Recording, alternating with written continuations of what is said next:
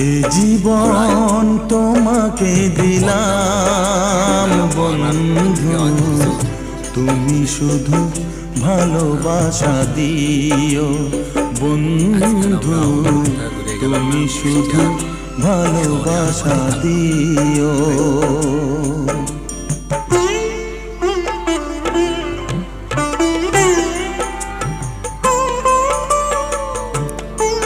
পাশে কিন্তু আমাদের রেলওয়ে পার্ক, যেটা এখন জেলা প্রশাসকের একটা পার্ক। আগে একসময় কর্মসংস্থানের ব্যবস্থা হয়ে গেছে। এইভাবে যদি আমাদের সরকারের ঊর্ধ্বতন কর্মকর্তারা চিন্তা চোখ ভরে দেখেছি, অন্তরে রেখেছি, আরো চাওয়া আরো পাওয়া ব্যবস্থা হয়ে যায়।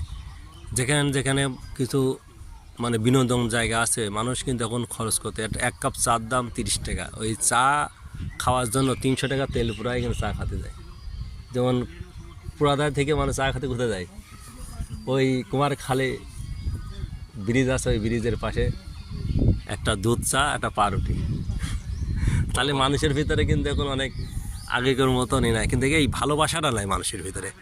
আসলে একে অপরের যে ভালোবাসা, সেই ভালোবাসাটা হ্যাঁ সেটা এখন মানুষের ভিতর থেকে উঠে যাচ্ছে। এই উঠে যাওয়ারগুলো আসলে কি কারণ, এক একজনের এক একটা কারণ দর্শায়। কেউ বলে যে আসলে এই ফোন, মোবাইল ফোন আসার কারণে, প্রথম বাটন ফোন আসলো, খালি কল বা কথা কথন হবে, তাছাড়া বাদ বাকি আর কিছু হবে না। একটা ফোন আসলো, তারপরে সেটাই আসলে কি খালি ভিডিও হবে, তারপরে আসলে ভিডিও কলিং, তারপরে ইমেল আদান প্রদান, স্কাইপ, তারপরে হোয়াটসঅ্যাপ, তারপরে ভাইবার, আরও অনেক আছে, ফেসবুক, মেসেঞ্জার, ইমো, এগুলো তো আছেই। এটাই মানুষের ভিতরে দেখাচ্ছে আত্মীয়তা বন্ধনের ছিন্ন হচ্ছে, মনে হয় এই কারণেই হতে পারে। এক একজনের এক একটা কারণ দেখাচ্ছে।